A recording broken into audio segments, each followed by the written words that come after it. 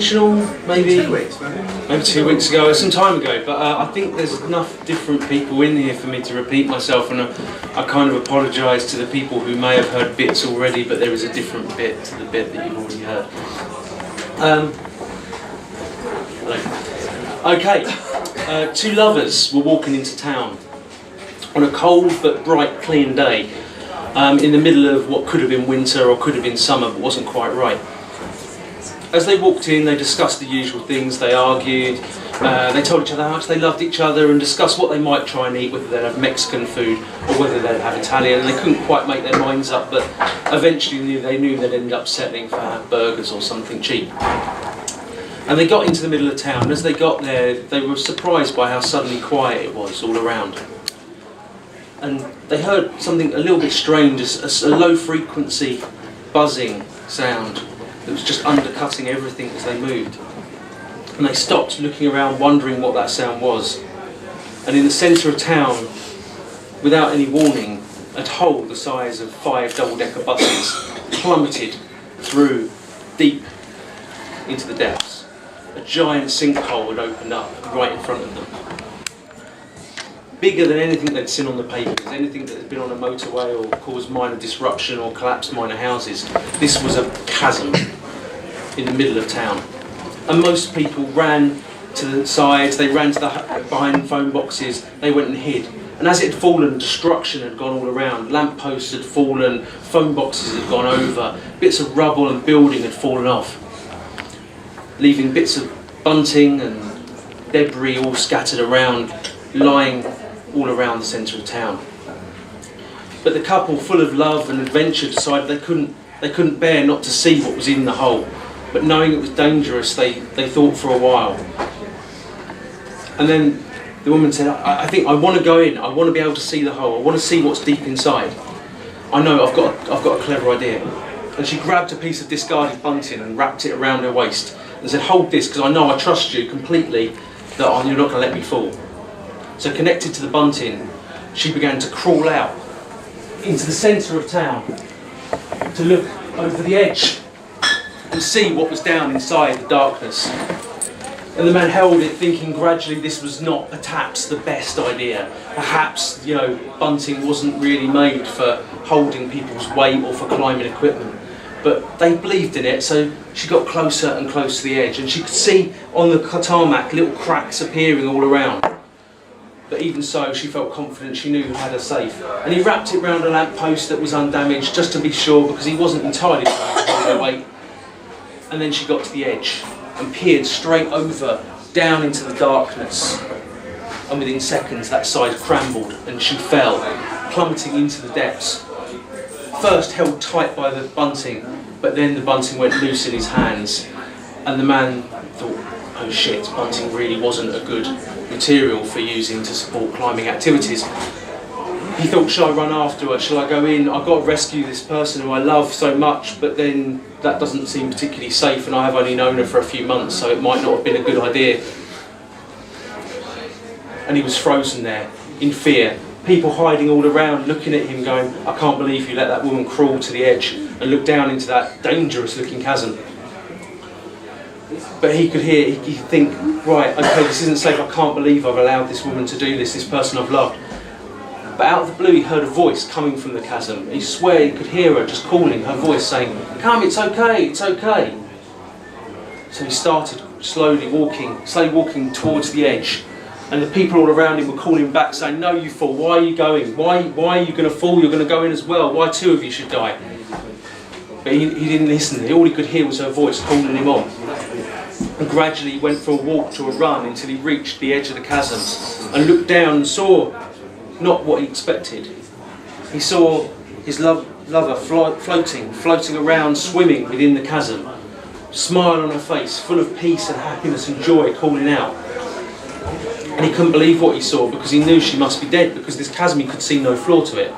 There was no way that she could be just floating around. It wasn't full of water, it was just darkness. And she was calling, saying, come in, it's wonderful, I've never felt so alive, I've never felt so happy, this is the most amazing thing I've ever seen, the most amazing thing I've ever done. And behind him you could hear people saying, get back, you idiot, what are you doing? You can't do that, it's not safe, get back. But soon he was overcome and allowed himself, tempted by seeing her floating, to just fall slowly and gracefully into the depths, where he too floated and was filled with the joy and happiness that he saw his lover experiencing. And they floated happily, dreaming and loving in this giant black chasm. And the people got curious. They came by, they gradually creeped up. They were suspicious and thought, what is this? What's going on? Why do we hear no screams? And they looked down and they could see the people floating, but they couldn't quite get over the initial hurdle that he'd been able to jump into the cavern. And soon the authorities became a little concerned. This many people standing at the edge of a sinkhole could not be safe. It was not a good place for people to be. So the police moved in and cordoned off the hole. They built a wall of people holding hands, trying to stop anyone from falling into the chasm. But people got angry. They wanted to see what was happening. They wanted to see what was in the hole, what was in the darkness, in the depths. And they fought the policemen, they pushed against them, but gradually were driven back, and the armed forces pulled them all away, clearing the area, just allowing, and meanwhile the floating dreamers just carried on their happy way, floating around inside the darkness. And the authorities thought, well, we can't let this be. People are going to keep wanting to get into this place. So they built a tower with more than a nod to the Pink Floyd The Wall, looming into the sky, a giant tower 30 foot high, all around, blocking entrance, stopping people from getting anywhere near the sinkhole. They knew they didn't possibly have enough bricks to fill it, so they must build around it. But one guy, as they were building, thought, well, how are we going to pay for this? We've got to find a way. And he had a clever idea. He built a little window about the size of someone's head, just to look through and see into, to get where you could just look down into the floating dreamers and see them.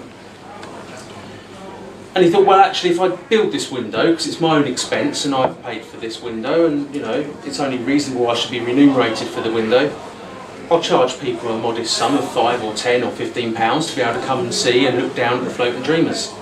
So soon there was a queue going all around the block, all the way through town, of people waiting to come and see and look into the chasm and look through the window. And the queue went on for ages, and people were all over the place wanting to see and waiting and willing to pay loads of money. But a few people thought, well, I'm not really willing to pay £5 or £10 or £15 to be able to look into a window at two people floating in the chasm, but I do want to see those people. And they got up at the dead of night, crept towards the tower when no one was looking, and threw their grappling hooks up onto the top, and began the slow, painful climb to the top of the tower. There was nowhere to hold on to, no grips, no safety, and all they had was the rope and pure strength and stubbornness and bloody-mindedness to help them reach the top. And they got about a third of the way when one of their number unfortunately started to sneeze. And he sneezed so loudly that some of the security forces that were there to protect the interests of the person who had built the window and make sure that the queue and the crowd were all kept in order heard this and shone floodlights up, looking at the people who were climbing. And the people were incensed and demanded some sort of justice be served. So the security services, a little bit reluctant, started shouting, come on, get down, it's not safe up there, you've got to get down. And besides, these people have been waiting their turn and you're just pushing in, it's not safe, it's not fair. And they started throwing things up at the people there. One of them fortunately caught a rock that had been thrown up in his left hand. Amazingly, his feet were strengthened, he had to hold onto the rope with his right hand and catch a rock with the other without falling. And managed to throw it down, smashing the searchlight and plunging them back into darkness. And the people continued their climb, the final little steps to the top of the tower. And once they reached the top, they stood and sat upon the top of the wall, looking down into the depths, into the chasm that was far below them, looking at the floating dreamers, not quite sure who they were or what they were, because they were specks of dust floating around at the bottom, full of peace and happiness, but somehow incredibly distant. And they thought and talked about joining them, about falling in, but they couldn't quite bring themselves to it. And seeing the sight, they shed a single tear and allowed themselves to be lowered down the wall on the other side and finally arrested and carted off in a van. But the people in the queue weren't happy with this. They weren't satisfied. They were incensed. They didn't like the fact that these people had got away with the ability to go and not pay their 10 or 15 or 20 pounds to be able to go and see through the window. They climbed in, they'd pushed in, they'd got away with it. And they started beating at the wall with their bare hands, with everything they could, with any rocks or sticks or bits of metal that were lying around. And eventually, one guy ran off, came back with a lorry and drove it straight into the tower, and it tumbled down upon itself, falling into the chasm, creating a massive shower of brick dust all around. And the people looked on, waiting to see finally what they wanted to be able to look finally just into the darkness once more and see the floating dreamers. But all they could see was brick dust, and as it settled, all they saw was a pile of rubble covering what had been the giant chasm. And the people dug and looked and tried to sweep it all away and clear it, but they couldn't get anywhere. All they found was just more dust and stuff underneath. The tower had been so big that it had enveloped everything that was there. And finally, after weeks had passed of people looking through and trying to find the bottom of the chasm, they gave up and pounded it down, grounded it, flattened it, and rebuilt the road, tarmacking over the giant chasm so that nothing could be seen but a small sign saying, "Below here are the floating dreamers." And the dreamers floated underneath, blissfully unaware of the idiots above. Thank you.